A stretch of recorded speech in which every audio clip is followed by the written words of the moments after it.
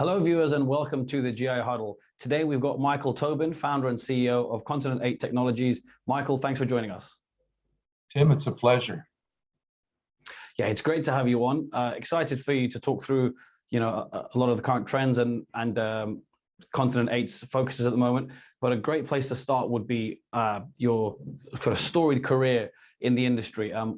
How did you look back on kind of the last, is it almost 25 years with Continent8? Continent8 itself was a domain name that I created in the early 2000s, around 2001. Whole concept about Continent8, and sort of parked it as a brand back then, and we officially incorporated it as a company when we built our data center in the Isle of Man, as we were expanding principally into Europe and Asia, and the base of what we've been doing, though, started in the late 90s at the top of the dot-com boom, when my background was a chartered accountant and focused on technology businesses as well as real estate. So I saw at the top of the dot-com boom, I wasn't necessarily going to become the guy that sold something on the internet. I should have realized that I should have sold books back in 1998. But with the real estate background, I said, everybody's going to need data centers. And that's how it really started, being a company that was going to create real estate for the internet age. And every business plan you have to be very adaptable, where you can be prepared for opportunities that come along. And that's what happened. And it started in the late 90s as building our first plan to create real estate for internet entrepreneurs. And it's moved on, obviously, as every business does, to broaden what it focuses on, the products it sells, and the markets that we go after. Absolutely. It's been a long journey since then. Can you kind of walk us through the main, I suppose not takeaway points, but the main lessons you've learned, and I guess the kind of big turning points in that time for industry-wise? Sure. We never actually started focusing on the gaming industry, and we're talking about the gaming industry. Yeah. We actually grew with the industry because it, in some ways, hijacked us. Our original plan was in the consulting arrangement, as I said, in the late 90s, in what is Mohawk territory near Montreal. I had been working in an economic development project with the New York State government, encouraging Canadian-based companies to move into New York, and we had successfully convinced the Ganawagi Mohawks, the Canadian Mohawks in Montreal, to invest in a project that we were promoting in New York State in traditional Mohawk territory to be builders of a airframe maintenance facility that was a former U.S. air base in Rome, New York. That's how it really all started. It was an economic development project that they had partnered with a New York-based partner to do this project. And their background as steelworkers, the Mohawks, built a lot of New York City over the last century. And so I'd get to know them. And from that relationship and their investment there, they asked me to consult with them about further economic development for their community. And that's when, as I said, it was the late 90s. I had a strong interest outside of my economic development initiatives to look at something in technology. And it was identified right away that they had a location in the Montreal region, which was the northern boundary of traditional Mohawk territory. Would be a great place to build a data center. So presented that idea to them, and went out and immediately looking for partners that might be interested in doing that, and somebody who had expertise in building data centers. We identified a number of interested parties, And they finally made the decision that, you know what, we're going to build this ourselves. And that's what happened. We consulted with them in the building of it and presented an opportunity as the first market to target the financial services industry. We had a group of retired Wall Street execs who said, could we create a legal infrastructure in Kanawaki to create a financial authority that we could do online exchanges. So this was well before any online stock exchanges were built, and there was a pretty advanced project. The former CTO of the New York Stock Exchange was the lead on this. His head of business development, who just retired, created a whole plan to create what was dubbed the St. Lawrence Financial Authority. That got a lot of publicity for the Mohawks. And they soon started getting calls from various people saying, oh, you're building a data center, you're going to do a financial exchange, but would you consider other things? And they said, yeah. And one of the things that was presented was from an interested party who said, I have a customer that is involved in an industry based in Antigua, turned out to be one of the early pioneers of internet gaming. Mm-hmm. And the Mohawks then said, well, let's explore this. And they did. They created a gaming commission. They had a gaming commission in anticipation of potential land-based gaming, but they took those laws that they had in their jurisdiction, hired the former head of New Jersey's Division of Gaming Enforcement to complement the creation of a regulatory environment, went out to bid and created a data center. And between regulation and a state-of-the-art data center in a location where fiber, electricity sources were plentiful, 10 minutes from Montreal's airport, it became the proposal that they made to the nascent internet gaming industry, which at that time was located in the Caribbean. Mm-hmm. Didn't exist in other jurisdictions, so they proposed that. And lo and behold, people said, great technology, great regulations, let's move to what was then known as, and still is known as, their Mohawk Internet Technologies entity. And that's how it started. And so myself and an associate then helped them promote it, market it, and it grew rather rapidly as the industry grew. The early internet gaming entrepreneurs, were birthed really in Mohawk Internet Technologies. And that's when the whole concept for me of Continent8 started to really percolate. And we're talking about a 8th continent, a global village, the world of the internet, which connects cross borders.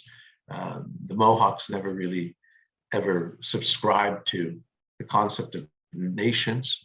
They're a people that inhabited a certain territory and had the Aboriginal rights to create their own laws. And so they said, this is a perfect opportunity for us to participate in the concept that we had.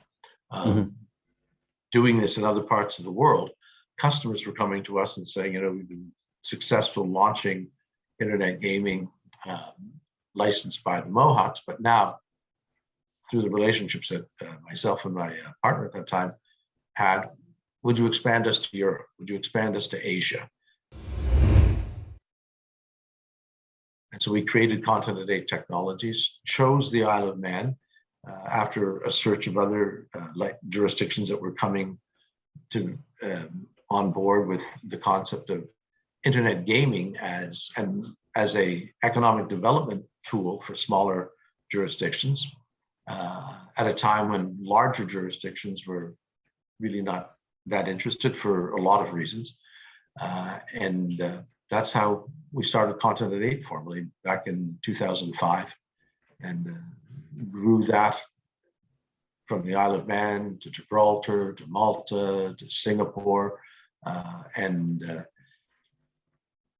went quite well as we rode the rising tide of the internet gaming industry, and until the mid 2000s, when UEGA was passed in the US and a lot of people pulled back.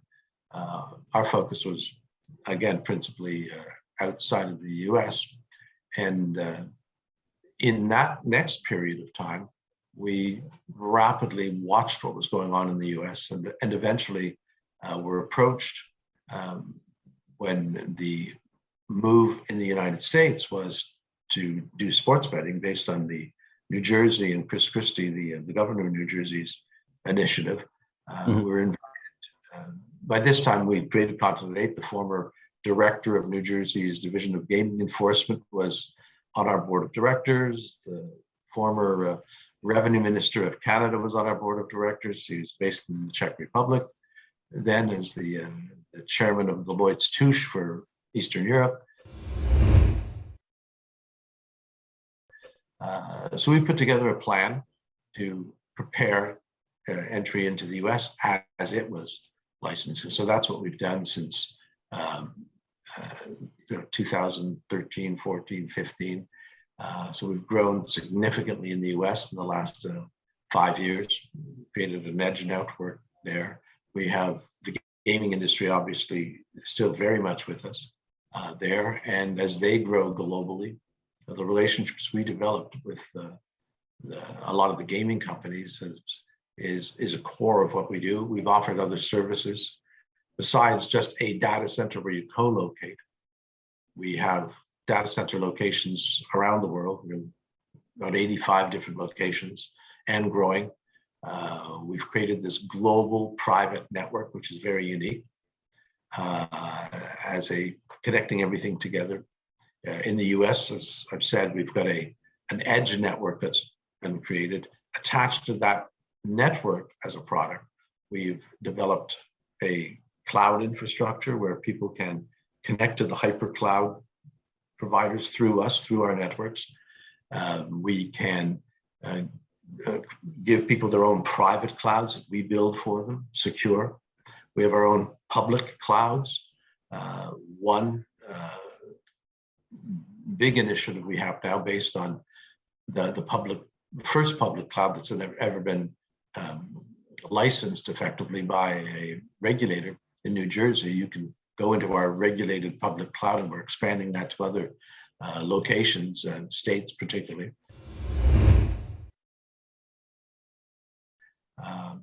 And our security offering has been a hallmark of our product going back to the early 2000s, when the gaming companies, long before people knew what hacking was about, were the prime targets of hackers and DDoS attacks. So we've developed a very well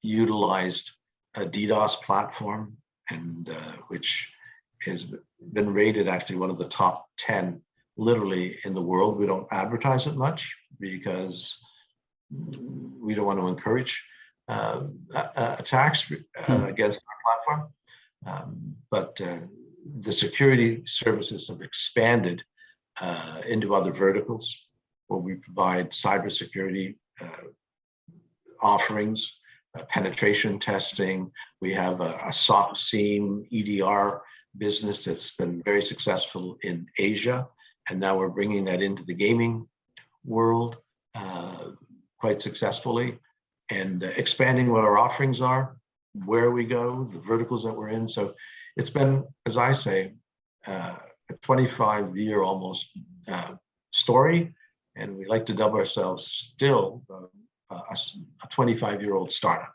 where we're agile. We look for opportunities, partnerships, channel partnerships, and I think our next era is to continue to grow organically, but also inorganically, at a time when more and more Continent8, that concept, is really I think was a bit ahead of its time, and we didn't even know that. In terms of the journey you've described there and kind of the different areas you work on, products and markets, what is the biggest focus at the moment in terms of, let's say maybe first tackle geographically, because obviously there's huge growth in North America, but you've mentioned a few different areas. In terms of where you dedicate most of kind of your time, and perhaps not necessarily revenue, but operations, where are the biggest focuses right now? Well, you're right. The biggest focus right now is the U.S. market, no question about that. But in a study that we just did as a part of our strategic planning, even after this growth and the continued growth over the next couple of years in the U.S., the total addressable market for IT services, it's a broadly defined term, which includes what we do: co-location, cloud, network, cybersecurity services. Europe's still going to be twice the size of the US. So it's our team is really, we call it our flying back and forth between Europe and the US all the time. We're adding more personnel in a follow the sun model from the point of view of our sales team, our solutions team, our product team, our support team. But at the same time, Asia has always been a very important location for us. We headquartered in Singapore a long time ago and have very close relations with individuals and entities, government entities there. Not so much in the gaming sector, but in e-government, in Asian-focused initiatives, where we've actually that will be a real growth opportunity for us going forward. We're in the Philippines, we're in Taiwan, we're in Japan. Our network goes through Hong Kong, though China itself is becoming an interesting place to watch, but ASEAN by itself is quite large. So expansion will be expanding into South Asia, into the Indian market soon. So in some ways, we really have growth potential beyond what's currently, definitely a bit of a gold mine, a gold rush in the US. But in the US, it's also allowing us to expand into other verticals. As I said, security. Our network is literally becoming an edge network. We're in, every state that will be licensed, we will be in that state with at least a couple of facilities. So the edge network that's created, not just for gaming, but for anything with low latency, the internet is becoming the digital infrastructure, video for anything that esports, for instance. We're working on a project right now that will allow us to be able to manipulate the latency for an esports tournament. So that if you're in LA and you're playing with somebody in New York, the latency between each, no matter where the server is the same. So you make it an even playing field. That will become a global project that we're working on. So our network's very important. Securing that network is important. Adding more and more POPs to our network. In the next couple of years, we will literally be on every location. We're looking at an expansion into South Africa right now, into the Middle East. And so it's multiple channels of products and places that we're focusing on. In terms of technological development, and you mentioned, of course, cybersecurity. You mentioned Europe in terms of operations being, a lot bigger than US for now. In terms of the technological development, is there a lag in certain countries? So, for example, you mentioned Asia and North America and Europe. are some kind of regions a lot more enhanced and advanced than others? It all depends what you mean by advanced. A lot of the gaming is driven obviously by regulation. So technology is obviously growing. The solutions that you take for the technology products that exist and continue to grow are tempered by the regulatory environment. 20 years ago, one of the things that we had actually looked at, as I said, was creating a financial authority in the Mohawk territory and introducing a new financial product. We actually had discussions with the Canadian Mint in conjunction with the Isle of Man government, literally in 2005, 2006, when we were building the data center in the Isle of Man, about digitizing currency. This was as Bitcoin was just in its birthing. We were looking at a whole different product. So I think one of the hallmarks that we have is that we are a digital infrastructure business that will respond to opportunities in different locations. One size doesn't fit all. So as I said, in the US right now, we're rapidly growing our physical locations and the network that connects all of them in a matrix web to provide secure connectivity. But at the same time, we're looking at Asia in the security environment, even in non-gaming.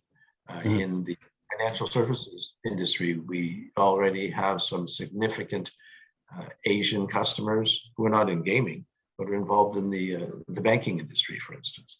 People look to someone like Continent8 as a redundant, backup to traditional big tech environments, whether they be network, whether they be cloud. And I think we're moving more and more towards a democratization. So it's big guys, little guys like us, because let's face it, we're not AWS, but we participate very well with an AWS in a co-opetition model. But we also do the same thing with Azure or with Google. And we're finding a lot of customers, as well as some major suppliers, look to us as an alternative. You don't replace one with the other, but you provide, as I said, redundancy / backup. There are times where managing our global network, we're able to see when an attack may come on another large network, and we will shift traffic of our customers off onto our network so they avoid, say an attack on an AWS, so that AWS is down, they've moved to us already, or they will use us and our private network for an interesting product that we've just launched is the Continent8 Global Gaming Exchange. I don't know exactly, but I would guess that 70 to 80% of the ecosystem of gaming in the world flows through our network, or is on our servers, or it's in our cloud, secured. So a lot of the gaming ecosystem, be they the B2C customers, be they the B2B customers, be they the suppliers of marketing, financial services, all operate within our network. So we have a data analytics group that has produced a product that you can actually subscribe to with Continent8 and see who's talking to who, and operate in that network. So you're never in the you don't have to be in the all of your traffic and all of your interaction in the public, call it the public internet. You can be in our global gaming exchange, so which is particularly useful for customers to feel secure, for suppliers to feel secure. Also, it's an ideal spot for as I was referring to e-gaming before, esports in particular, where you're inside a closed loop system. So all of this leads to interesting technology advances that we're making in partnership with others and creating IP that uses the client base that we have as a proving ground. Another area that we're quite interested in based on our locations that have jurisdictional independence or creativity, the whole crypto world, that you need to store crypto someplace, if it's whether it's tokenized, whether it's the ledger-based Bitcoin type. Our data center in the middle of the Rock of Gibraltar is an ideal spot for that. We connect with our secure network. Literally, you can have what we call digital Fort Knox inside the Rock of Gibraltar. And you combine that with backup locations that have jurisdictional initiatives, like the First Nations, like Kanawati, like independent locations like the Isle of Man, where it has its own regulatory environment, is focusing, as are other smaller jurisdictions in the world, with the next economic development initiative. Started with iGaming 15, 20 years ago. Now the whole world of finance and banking is changing. So that area is particularly interesting to us because it feels very similar to what happened in iGaming that took off the years ago. Our attempt at the St. Lawrence Financial Authority that the Mohawks were going to create was 20 years too early, and the Canadian Mint was 20 years too early in launching. Well, that was 15 years ago.